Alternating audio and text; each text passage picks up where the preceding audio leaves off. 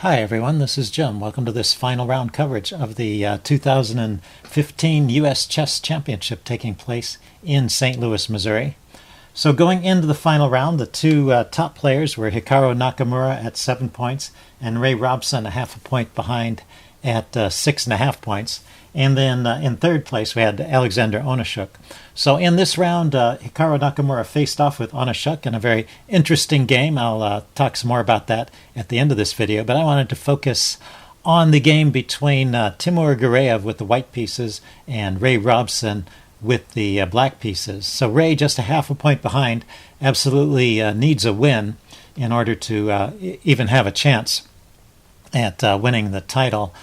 His hopes lie in perhaps Onashuk holding Hikaru to a draw, and then if he could win this game, then they would be tied up at the end of the final round, and they would go into tie break. So that's what Ray is hoping for. It's a tough task with the black pieces, but his opponent, Timur Gareev, is known for very creative and enterprising play. A very strong player, famous for his blindfold exhibits as well. And but this kind of exciting and creative play can also provide opportunities for your opponent. So that's where Ray is staking his hopes. So Gareev kicks off with d4 and knight f6. And right here on the second move, already Timur displays his taste for unusual openings with the move knight to c3. So the most normal moves here are c4 or knight to f3, and bishop g5, a bit of a rare line, but still fairly common.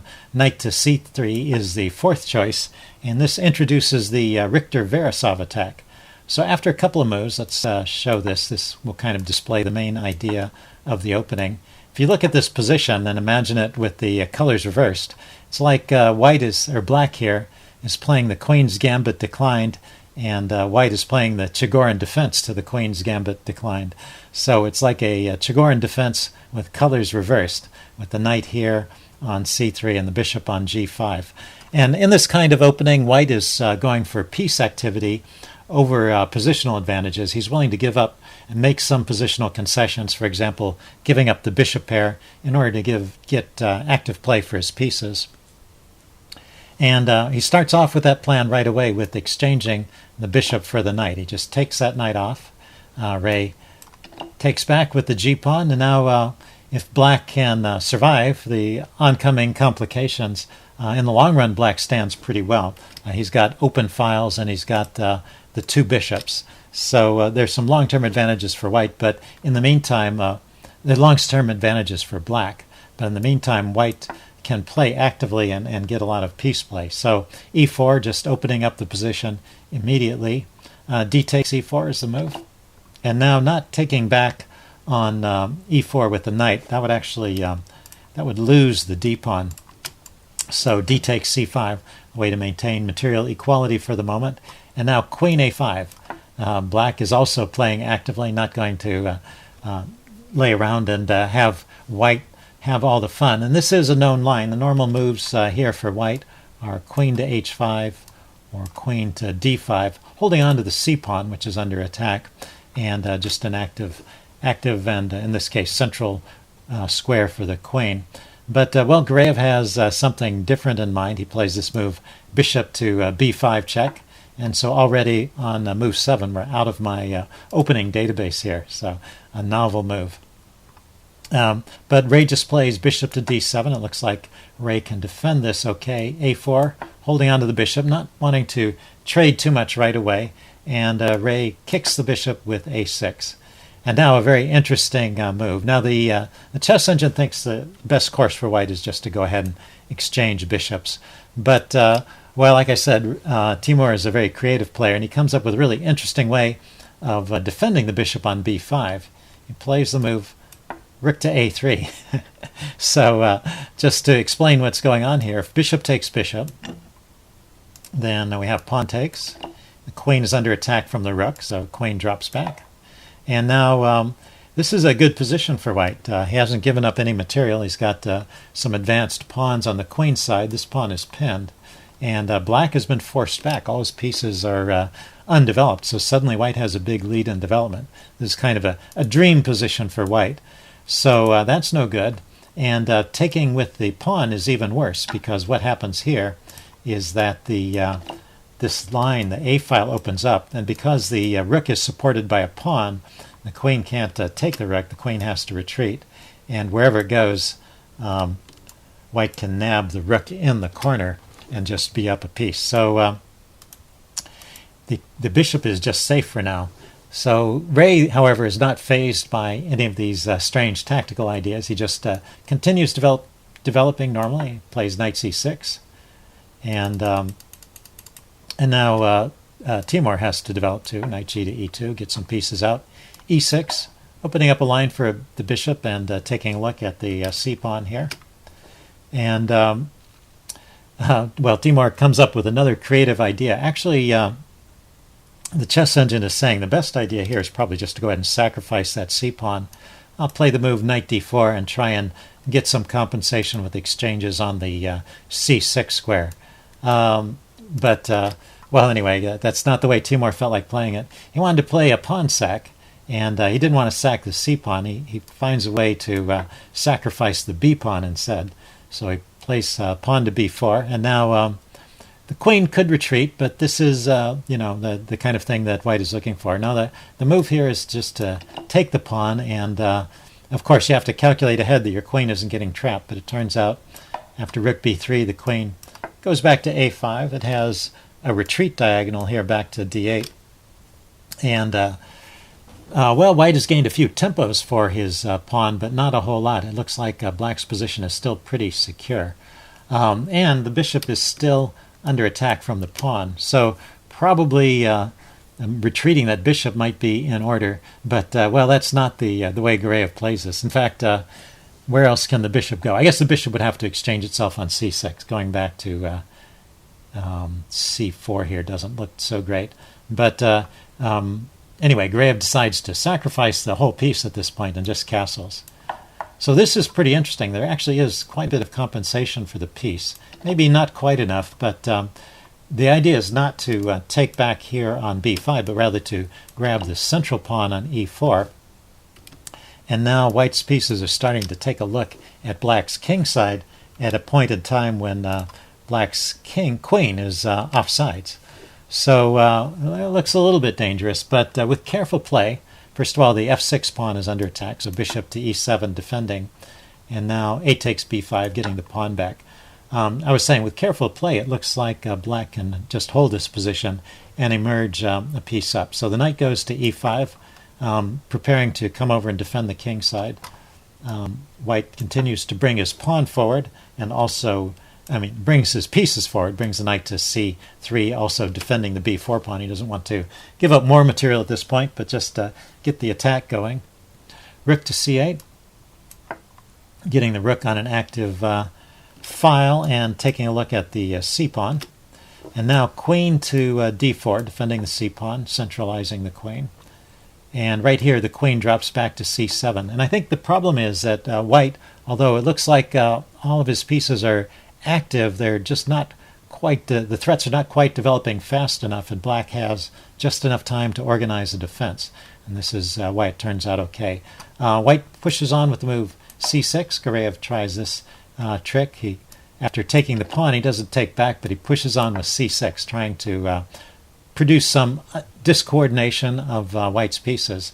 And now if the queen were to drop back to d8, kind of a logical defensive move here, holding on to things and just getting away from the pawn, then this is not so clear. Actually, white can push on with b7, forces rook b8, and then knight to c5 looks like a good move, and the pieces are starting to become effective.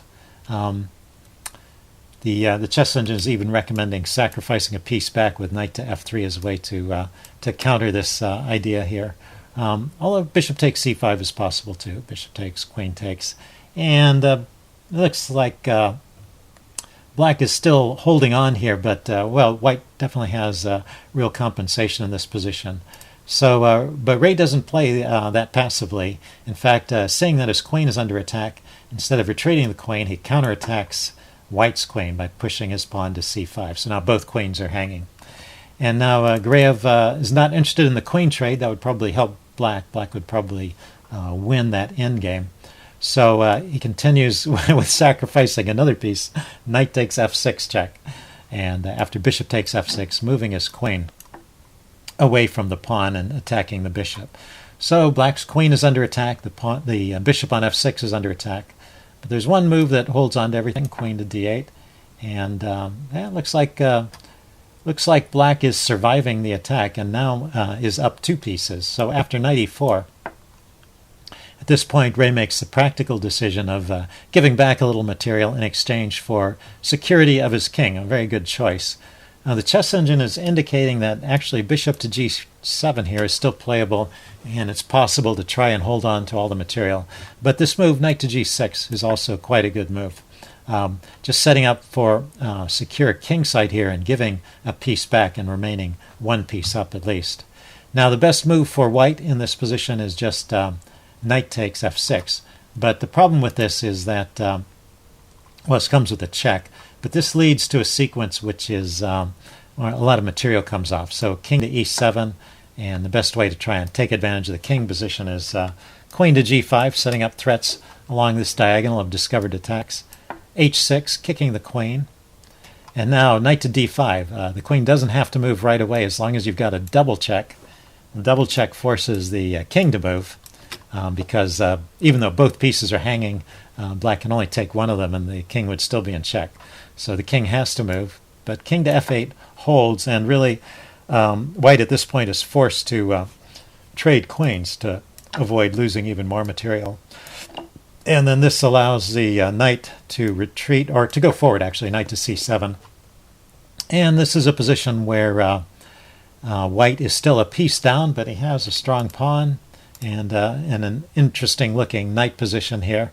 So it's not so clear. Black should probably hold this position, but well, white can play on. But that was the best line for white.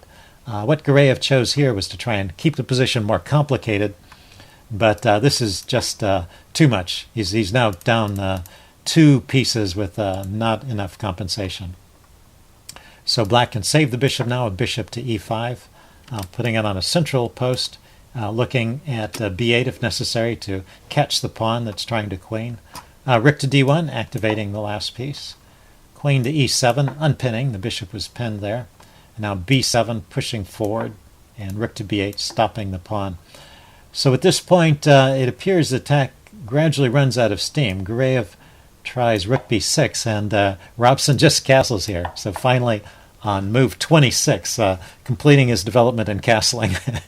But he's got a safe place to castle to now. There are weaknesses on the dark squares, but a lot of the lines are covered, a lot of the squares are covered by this knight, and bishop doing a good job of defending around the king. So Gareev pauses for a moment to play g3. This secures the h2 pawn against sudden attacks like queen to h4, and also provides some lift for the king, so the rook is free to roam about the board. But now Robson is starting to really counterattack and take over the initiative with g3. With f5 rather. He kicks the knight. The knight goes to g5, and then bishop to c7 kicks the rook.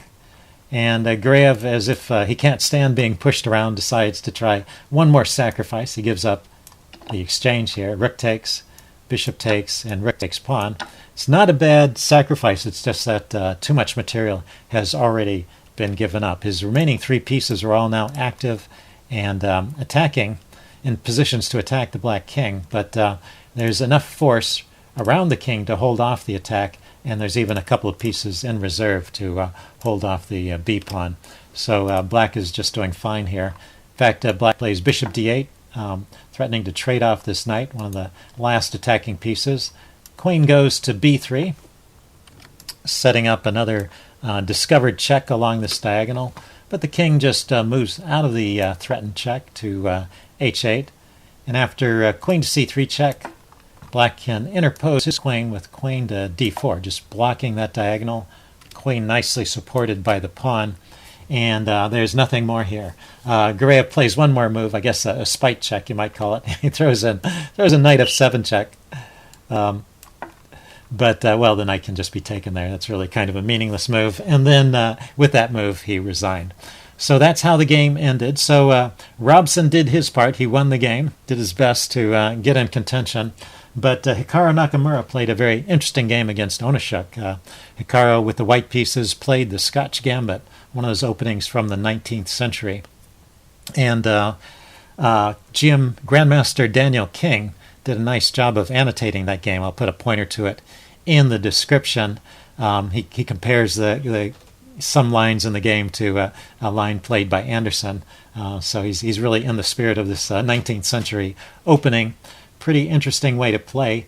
Actually, Onashuk defended really well and had managed to equalize out of the opening. But then gradually, after the queens came off, Hikaru started to gain some advantages and eventually was able to win after an outright mistake from Onashuk. He played a few inaccuracies, got into some trouble, and then blundered. So Nakamura, with that win, has won his fourth U.S. championship. So congratulations, Nakamura. And, well, congratulations to all the players. They put on a great show for us all. Some good games were played.